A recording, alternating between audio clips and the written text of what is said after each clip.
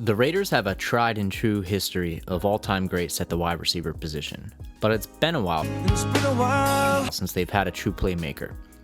After several years of up and down production, Amari Cooper was shipped off for a first-round pick, leaving the top receiving option to the tight end, Jared Cook.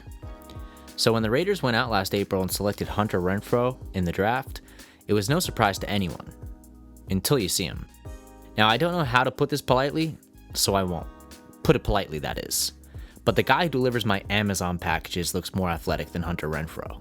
And this isn't a case of looks deceiving the underlying talent. Renfrow scores in the bottom percentile of most athletic traits. He's short for a receiver at 5'10", somewhat slow with a nearly 4.6 40, and has sub 8-inch infant-sized hands. And you know what they say about small hands? No, not that, you degenerates. Small-handed receivers usually drop the ball. But that's not the case with Renfrow. In fact, he was often regarded as one of the best catchers on his team in college. Dubbed first in Renfrow for how sure-handed he was on third downs, he was often the QB's security blanket. But with a good pair of gloves, even I can catch a few balls from the jugs machine. Oh God, that hurt a little, but I'm all right. So what is it about Renfrow that caused Gruden to break from the tradition of having receivers who physically impose their athletic dominance, be it through speed or power? I decided to turn to the tape in hopes of finding out. When looking it over, I usually try to find games against teams who send players in the NFL.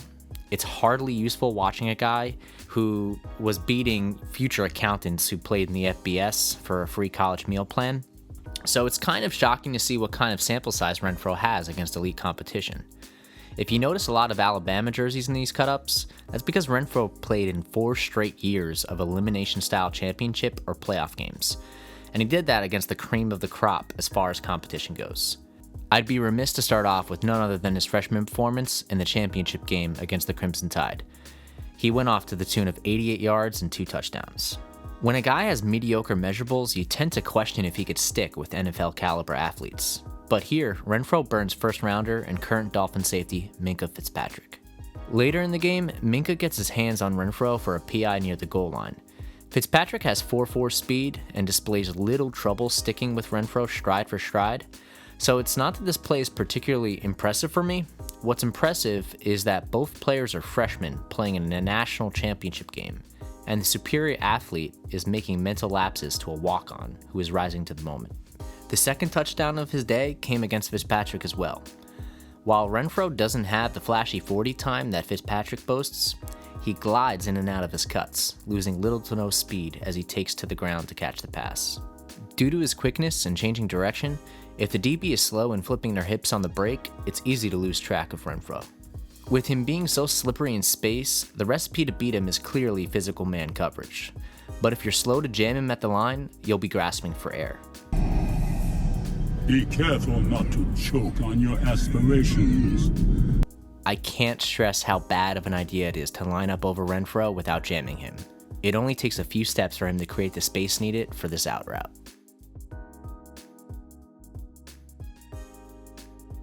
It took Saban 4 years to get a corner to play Renfrow tight, but in their last game against Clemson, they finally did so, holding Hunter to 2 receptions for 10 yards. This is another play where Renfrow's lack of size and strength is on display. On both plays, the ball is a little high and off target, but the ball isn't perfectly thrown every time it comes your way. Renfrow simply won't have the tools to bail out the quarterback in situations like this. Against Bama DBs possessing NFL-level speed, Renfrow can't seriously threaten on a deep route for anyone to bite on a comeback. And only a few plays later, they instead send him long, showing exactly why the comeback didn't work. Renfrow suffocated, forcing his quarterback to throw it away. But if the defense is in zone coverage, you better look out. This is where Renfrow shines. He can and will find soft spots in coverage downfield. Renfrow does a great job of alternating his route speed before and after his double move. Just as the safety bites on the route, he cuts upfield and kicks it into another gear for a big gain. The ball doesn't go his way here, but here's another play where Renfrow is wide open in a cover 2 look. Clemson had its zone beater dialed up, so they had a few options. What caught my eye about this play is how much it reminded me of the type of cover 2 beating route that Carr would throw during his dominant 2016 campaign. Besides his surgical route running, another big aspect of Renfrow's game is his preparation. In zone looks, Hunter often runs option routes out of the slot. He consistently knows when to sit in the soft parts of the coverage or when to cut upfield. Seriously, we could watch tape all day and still find more plays of Renfrow picking up chunks of yards against zone coverage. Love the way he positions his body here to box out the defender and lead the QB to where the ball needed to go. Speaking of QBs, Hunter is going to be Carr's best friend. Freeze it here as we get a good look at the defense as they line up in what looks like man coverage. This is an easy pre-snap read, and Carr loves these little hot routes. Gruden used them a lot in his West Coast offense as well.